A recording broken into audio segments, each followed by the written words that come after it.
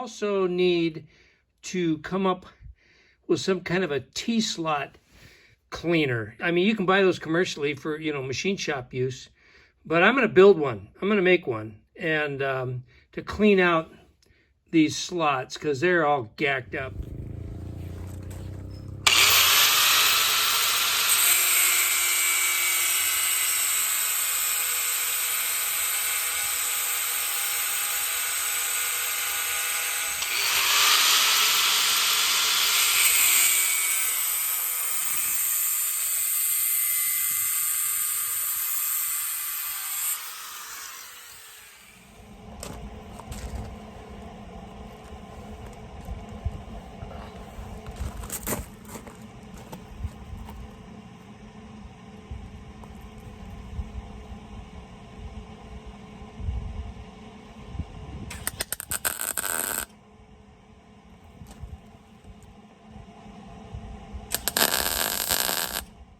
Welcome back to the channel, everybody. In the last video, I mentioned that I was looking for a way to clean up those T-slots in the base. Well, scrap to the rescue once again. I have created a handled T-slot cleaner. So let me set you up in the tripod, and we'll see if this thing even works. Unfortunately, somebody in the distant past used this base as an anvil surface because you can see hammer marks all over that, which is really unfortunate considering the table is unmolested on this thing. Normally, tables on old drill presses are full of pock marks from guys missing with the drill bits. This table on this one's perfect, but unfortunately, the base is not. Well, look at that.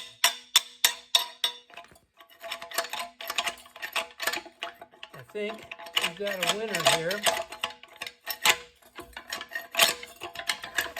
Yeah. I might have to grind a little more on these ends here, but I think overall this is going to work. I have pressed the pallet jack into service because it's a lot easier maneuvering this thing around with a pallet jack than on those pipe rollers. Man, I'm beat. I have been cleaning and scrubbing and cleaning, and I'm still nowhere near done, but it looks a lot better than it did. Still have some more work to do on this because the darker areas is rust. So I have to keep going until I eliminate all of that rust. And then I'm going to put a light coating of WD-40 over the top of it to prevent flash rusting. I don't know if it'll show up on camera very well or not, but you see these horizontal lines here? This deck was machined long before the days of milling machines. That was done with a shaper. They milled this whole thing with a shaper. And going through my literature that I've discovered so far, I've got a Champion catalog from about 1926. And all of them, all the drill presses are larger than this 20-inch, and they all have the associated auxiliary drive for the power down feed.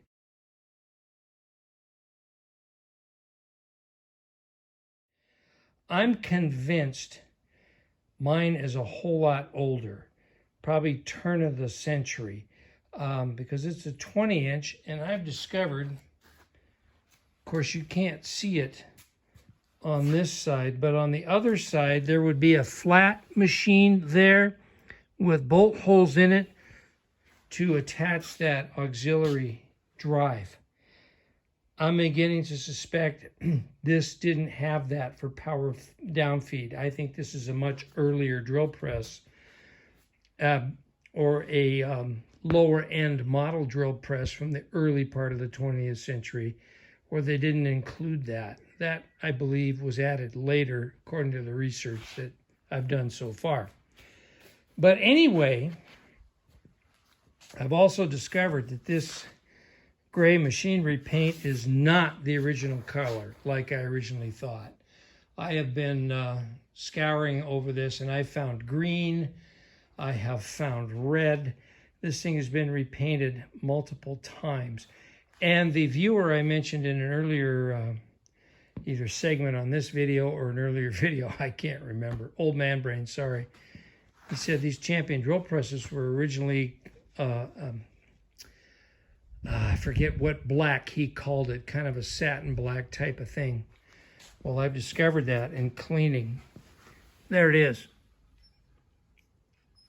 That's paint. That ain't rust, and that's not cast iron. That's paint. Well, Nancy came out, and we were looking this thing over. And both of us have come to the consensus view. As much as I was trying to save this paint, and as much as I didn't want to repaint this thing, I'm going to repaint it. I'm going to bite the bullet. I'm going to repaint it. I'm going to go get me some copious amounts of citrus strip, because I'm pretty sure this has got lead in it. And I will chemically remove that paint, clean it up, and I'm going to go with a satin black. And I may even go with some gold type pinstriping. I've seen that in some of the catalog photos on these Champion machines. The only concern Nancy has was don't paint it shiny and gaudy. Case in point. Paint it more subtle colors. And I agree with her. So it'll be a satin black with a satin gold pinstriping, which means I'll probably get some heat out and heat this bell and see if I can pull that column out of the head, because I'd like to get that in a tub with citrus strip and get all that rust off of there. So there you have it. I'm changing course. Okay, here's a better view of what I was talking about in the last clip. If this thing had the power down feed, there would be a raised boss on this part of the head here, and it would be machined flat, and there'd be a couple of holes drilled and tapped in it for that auxiliary shaft to bolt to.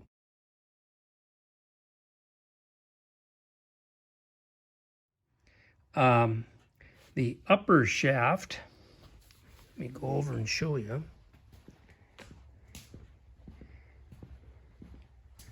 would have auxiliary pulleys attached right about here for the belt drive to go down to that auxiliary shaft.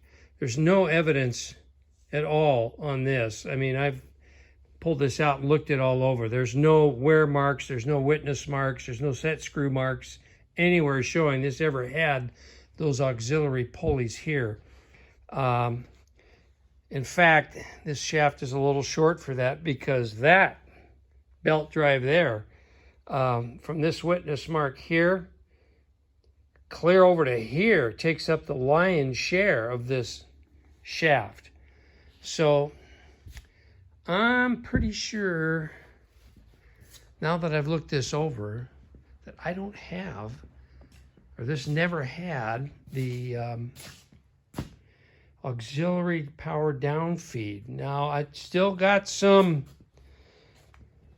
sleuthing to do here, because this part would be part of that power down feed. However, what I think is, when you engage that, that's simply to allow you to take the lever and run the spindle up and down. So more detective work to do. But anyway, there you go. I'm on a roll here thinking, which could be dangerous. If any of you think I'm cheap, you'd be absolutely correct. I do have some Scottish heritage in my background. So This is a brand new can, although it doesn't look like it. It's completely full. I got this for free. Oh man, I was getting some tractor parts or something, and this was in a bin with a bunch of other stuff, and it was thrown in on the deal. So it says it's America's #1 stripper brand, and it strips stain from wood and paint from wood, metal, and masonry. So before I go shell out a lot of money for citrus strip, which I know works, I'm going to give this stuff a try because I've got it in the hoard. The instructions say this stuff should only take about 15 or 20 minutes to work. And if it doesn't do the job, you repeat. And then on stubborn finishes, you take like a Scotch-Brite pad dipped in a little mineral spirits to finish it off. So we'll see how it works. I got the big shop door open because this thing says instructions say to use in a well-ventilated area, and it does stink. We'll give it a shot. See how it works. So I'm trying to overcome my inhibitions about paint and being afraid to use the machine after it's all painted up. Well, since I'm going with a satin type of finish, not shiny, Nancy was insistent, and she's an artist, she knows. She insisted, don't use shiny, gaudy paint. Go with a satin or a flat finish. And I'll be less likely to worry about paint damage. And it's not like my forge, which I showed in a previous video. I said I was afraid to use it for damaging paint. Well, yeah, that heat from a coal fire will definitely roast the paint. Well, I don't have that situation with this drill press. It's a stationary object. All the work is going to be happening at the table on the drill press, so we'll just see how this goes. Okay, it's been about 25 minutes or so, and I see a lot of paint bubbling up on this. So let's see how effective we were. Oh yeah, that's coming right off.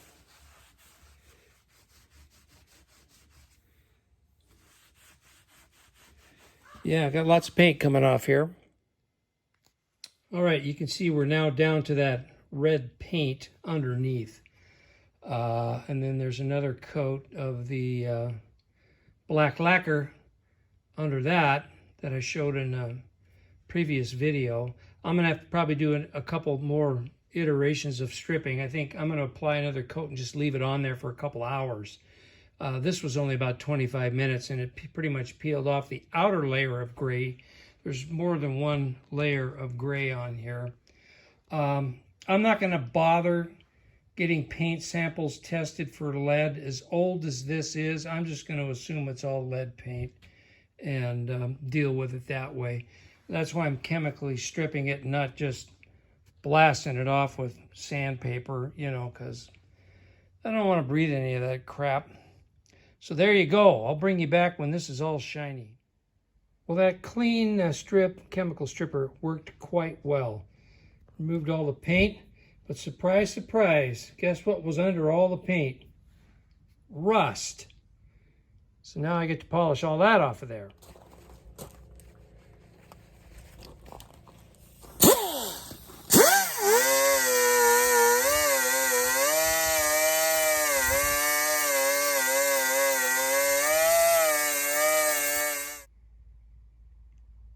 I'm happy with that. The wire wheel took off the rust. Then I took some 600 grit emery and smoothed it all up and cleaned it all up. And then my estate sale Flitz polish, put the finishing touches on it, and it turned out really nice. It's a good looking shaft. I doubt I'm going to repaint this because by the time I get that big long belt pulley on there, there's not going to be too much shaft showing, because this much is covered with bearing shell along with this much on the end, and what's in between is that thing. So it's kind of, I think, a waste of time to paint it. So yeah. Hey, I'm on the cusp of 720 subscribers, so I want to thank you all for that. And if you're new here, welcome. Feel free to join us in the comments. We always have fun bantering in the comments. To my existing subscribers, as always, thanks for sticking around, putting up with all my shenanigans. This is getting quite long, so I'm going to end this video here. Part 12. Holy smokes. For long, it's going to take me as long as this greenhouse project. Well, anyway, thank you all very much, and we'll see you on the next one. Part 13.